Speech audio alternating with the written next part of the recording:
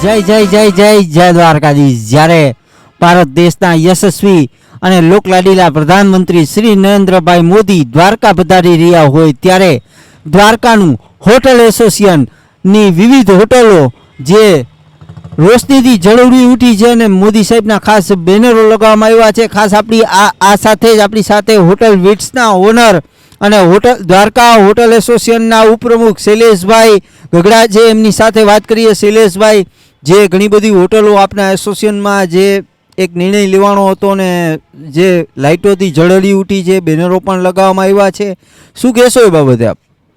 સૌ પ્રથમ તો આપણા માનનીય વડાપ્રધાન શ્રી નરેન્દ્રભાઈ મોદીનું દ્વારકા શહેરીજનો વતી અને અમારા હોટલ એસોસિએશન વતી ખૂબ ખૂબ હાર્દિક સ્વાગત છે એનું।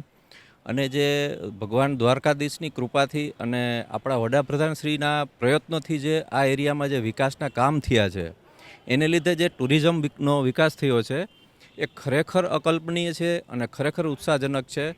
અને તેના લીધે જે દરેક શહેરીજનોના ચહેરા ઉપર જે રોનક મળી છે, જોવા મળે છે, એ ખરેખર અદ્ભુત છે। અને આપણને એક આ તક મળી છે કે જે વડાપ્રધાન શ્રી દ્વારકામાં આવી રહ્યા છે તો આપણને એક તક મળી છે તેમનો આભાર માનવાનો। એટલે દરેક શહેરીજનો પોતપોતાની રીતે હોટલ શણગારવી હોય કે જે પોતપોતાની રીતે તૈયારી કરીને અનેરો ઉત્સાહ ધરાવે છે અને તેને આવકારવા માટે ખૂબ જ થનગની રહ્યા છે। જય દ્વારકાધીશ।